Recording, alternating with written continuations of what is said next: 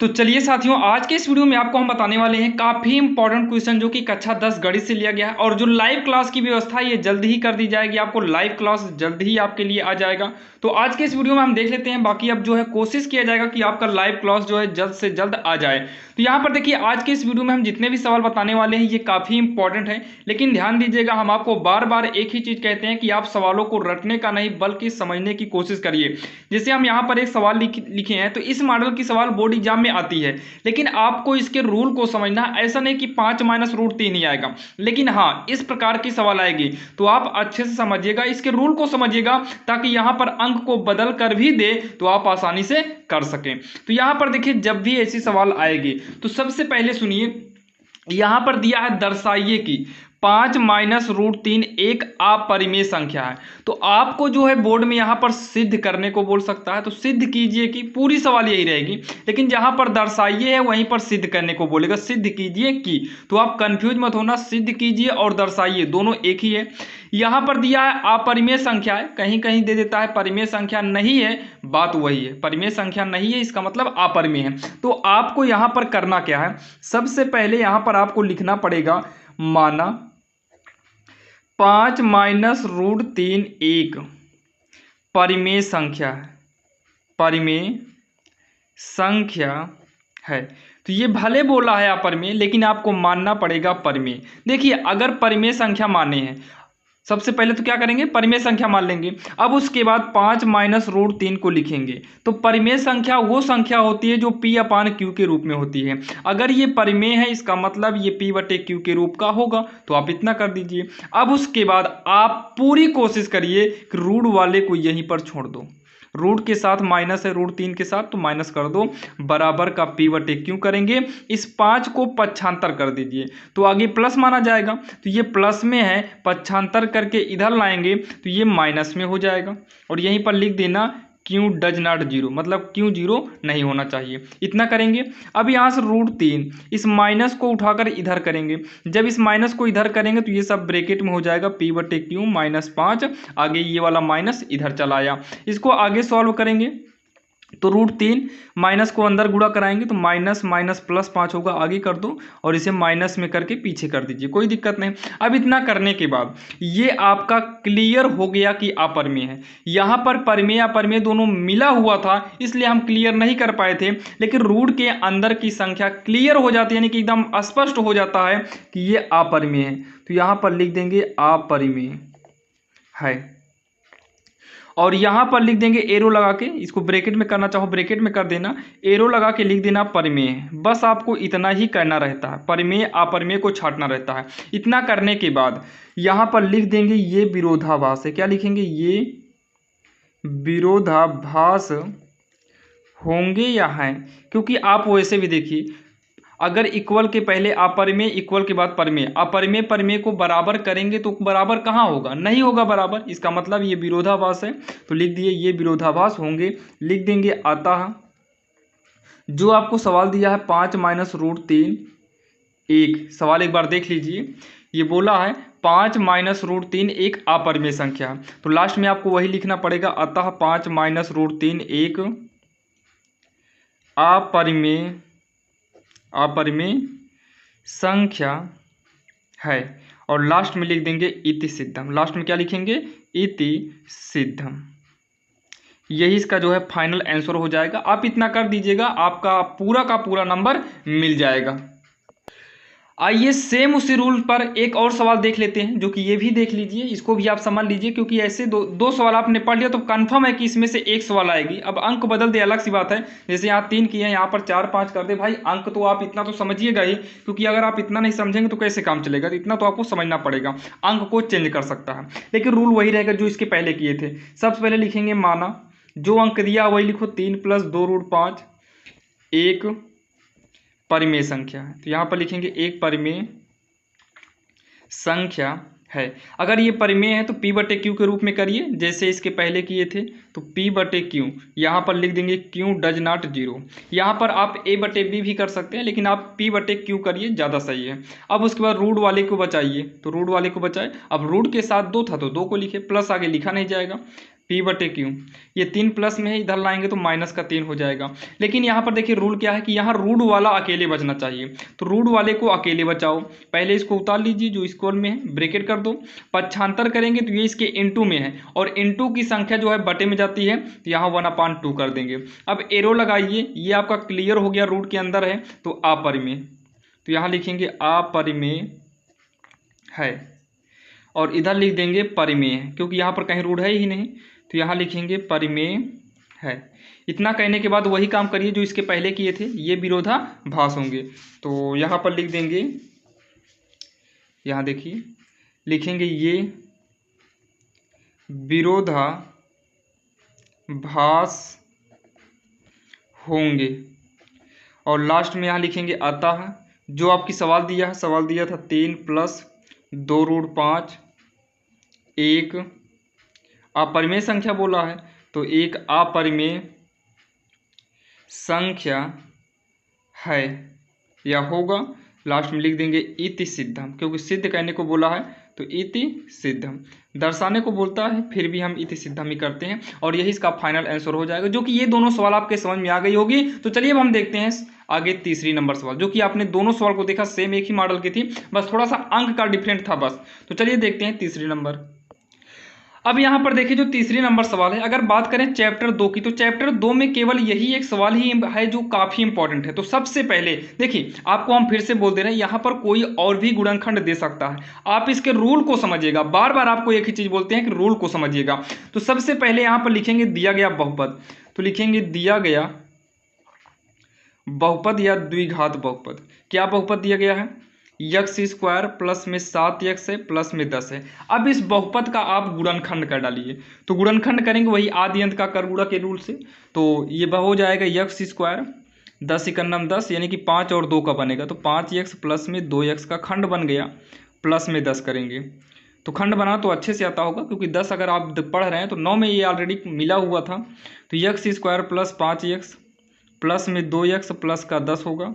इन दोनों में x को कॉमन लेंगे तो x प्लस का 5, इसमें 2 कॉमन लेंगे तो x प्लस का 5, x प्लस 5 दोनों में है तो x प्लस 5 को ब्रैकेट में करिए, x प्लस 2 बाहर है, इसको एक ब्रैकेट में कर लीजिए। अब यहाँ पर पूछा है भैया पहले, सबसे पहले आपको शून्यक निकालना है, तो यहाँ पर लिखेंगे शून्यक के लिए, शून्यक के लिए, शून्यक के लिए जो है आप यही वाला लिखिए जो खंड आया है, x plus 5 x plus 2 equal में क्या कर देंगे? 0 कर देंगे। अब उसके बाद x प्लस 2 बराबर का 0 करते हैं, पहले इसके बराबर में 0 कर लेंगे फिर इसके, तो x बराबर, ये प्लस में है, इक्वल के इधर लाएंगे तो माइनस में। 0 का मतलब क्या होता है? कुछ नहीं, तो 0 को हटा दीजिए, प्लस 2 इधर आएगा तो -2 में हो जाएगा।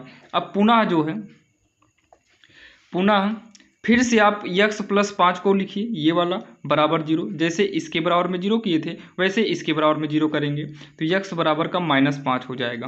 तो यहाँ पर लास्ट में लिखेंगे, क्या लिखेंगे? अतः बहुपद, अगर बहुपद पूरा नोट करना है तो आप ये पूरा बहुपद को नोट कर सकते हैं, बाकी हम बहुपद को नहीं नोट करेंगे, या लिख देते हैं x² प्लस 7x प्लस 10 के शून्यक पूछा है, तो के शून्यक -2, पहले x का मान -2 है तथा दूसरा -5 है, तो -5 होंगे। तो इसके शून्यक आ गए, यानी कि यही जो दोनों निकले हैं यही इसके शून्यक होंगे। अब इसके बाद देखिए सवाल में क्या बोला है, शून्यकों तथा गुणांकों के बीच में जो है संबंध की सत्यता की जांच भी करनी है। तो जांच करने के लिए ध्यान से देखिएगा, हम यहाँ पर ऑलरेडी लिख लिए हैं बहुपद क्या है और इसके शून्यक क्या है। तो अब यहाँ पर लिखेंगे जांच, जांच लिख दीजिए या फिर सत्यता की जांच। आप बोर्ड एग्जाम में इसको काली पेन से लिख कर जो है लाइन खींच दीजिएगा, ताकि एग्जामिनर को लग जाए कि हाँ आप लड़के ने जांच किया है। तो जांच में क्या करेंगे, जांच के लिए शून्यकों का योग एक फार्मूला होता है, शून्यकों का योग। तो यहाँ पर लिखेंगे शून्यकों का योग, शून्यकों का योग बराबर, इसका फार्मूला होता है -x का गुणांक, -x का गुणांक बटे में x² का गुणांक। एक ये फार्मूला है, आप इसको तैयार कर लेना। और एक और होता है शून्यकों का गुणनफल, शून्यकों का गुणनफल, गुणनफल बराबर होता है अचर पद बटे में x² का गुणांक, x² का गुणांक। तो यहाँ पर देखिए सबसे पहले शून्यकों का योग सॉल्व करेंगे। शून्यकों का योग, तो शून्य कौन कौन से हैं, -2 है, -5 है, तो -2 का और -5 का योग करना है बराबर माइनस यक्स का गुणांक। तो ये जो बहुपद है इसमें यक्स है, कहाँ है यक्स, तो यक्स की गुणा में कितना है, +7 है, तो यहाँ पर +7 लिखेंगे, जो कि प्लस लिखा नहीं जाता। तो यक्स स्क्वायर का गुणांक देखिए कितना है, तो यक्स स्क्वायर की गुणा में कितना माना जाएगा, कुछ भी नहीं है तो 1 मानेंगे। तो देखिए -2 + -5 बराबर -7 बटे में 1 हटा दीजिए, इसको जोड़ेंगे तो माइनस माइनस जुड़ेगा, चिन्ह माइनस का 7 बराबर का 7। जब दोनों बराबर आ जाए तो जान लीजिए कि ये जांच हो गया, यानी कि जांच सही है जब बराबर हो जाए तो। अब उसके बाद दूसरा बोला है शून्यकों का गुणनफल, तो ये दोनों शून्यक हैं, इन दोनों का गुणा करिए, तो कितना है -2 -5, तो -2 गुणनफल के लिए गुणा -5 बराबर अचर पद कितना है, तो अचर पद का मतलब जिसमें यक्स ना हो तो 10 है, बटे में यक्स स्क्वायर का गुणांक, तो यक्स स्क्वायर के गुणा में कितना है, 1 है, गुणा करेंगे तो माइनस माइनस प्लस हो जाएगा, 2 पंचे 10 हो गया, बराबर का 10 के बटे में 1 है, 1 को हटा देंगे 10 बराबर 10 हो गया।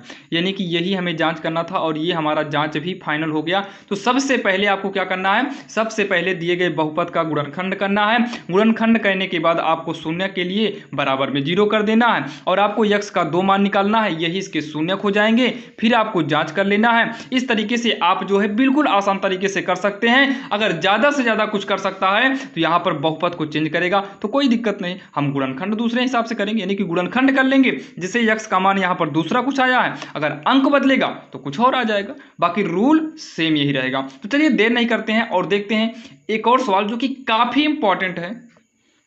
ये सवाल जो आपके सामने लिखी हुई है ये भी सवाल काफ़ी इंपॉर्टेंट है, क्योंकि आपको पता है ये चैप्टर 3 का है। जैसे आपने देखा पहले चैप्टर का, दूसरे चैप्टर का, अब तीसरे चैप्टर का। तीसरे चैप्टर में ये सवाल काफ़ी इंपॉर्टेंट है, बाकी आयु वाली सवाल भी बोर्ड एग्जाम में आती है, उसको भी आपको हम अगले वीडियो में बता देंगे। बाकी यहाँ पर ये देख लीजिए, क्योंकि ये सवाल काफ़ी इंपॉर्टेंट है और इस बार आने के चांसेस बहुत ही ज़्यादा हैं। तो यहाँ पर देखिए क्या बोला है, यदि किसी भिन्न के अंश और हर दोनों में 2 जोड़ दिया जाए। बोल रहा है कि कोई भिन्न है, उस भिन्न के अंश और हर दोनों में 2 जोड़ देना है, लेकिन सबसे बड़ी प्रॉब्लम है कि अंश और हर में तो 2 जोड़ देंगे, ये तो मालूम चल गया, लेकिन हमें ये नहीं मालूम है आखिर भिन्न क्या है। तो यहां पर लिखेंगे माना भिन्न। अच्छा, भिन्न अगर मिल भी गया तो भिन्न का अंश क्या होगा, हर क्या होगा, नहीं मालूम है, तो यहां लिखेंगे माना भिन्न का अंश यक्स तथा हर वाई है, तब भिन्न क्या होगा, तब भिन्न बराबर भिन्न क्या होगा, यक्स, क्योंकि अंश ऊपर रहेगा और हर नीचे, तो यक्स बटे वाई, ये हमारी भिन्न बन के तैयार हो गई। अब जो है प्रश्नानुसार, अब जो है क्या करेंगे, प्रश्नानुसार। अच्छा, प्रश्नानुसार का मतलब प्रश्न में क्या बोला है कि अंश और हर दोनों में 2 जोड़ दिया जाए, यानी कि भिन्न को लिख लिए, अंश में भी 2 जोड़ दें और इसके हर में भी 2 जोड़ दें। अगर हम ऐसा करते हैं तो भिन्न का मान 9/11 हो जाता है। कितना, 9/11 हो जाता है। एक कंडीशन यहां से ले लीजिए। अच्छा, दूसरी कंडीशन क्या बोला है, यदि अंश और दोनों यहां पर दिया है, तो सवाल थोड़ा मिस्टेक है, तो यहाँ पर अंश और हर होना चाहिए, अंश और हर दोनों में 3 जोड़ दें। चलिए ठीक है, दूसरे कंडीशन में यक्स वाई लिख लेते हैं, यक्स बटे वाई, अंश और हर दोनों में 3 जोड़ देते हैं। अगर हम 3 जोड़ें तो इसका मान जो है 5/6 हो जाता है। तो अब दोनों को सॉल्व करेंगे, 2 समीकरण हमें तैयार हो जाएगा। तो ऐसे तिरछा गुणा कर देंगे तो हो जाएगा 11x, 11 दूनी हो जाएगा 22, इधर से करेंगे तो 9 का नाम 9y और 9 दूनी कितना हो जाएगा, प्लस का 18, तो 11x, ये y को इधर ले आएंगे माइनस में 9y इक्वल 18, 22 को इधर लाएंगे तो माइनस का 22 हो जाएगा।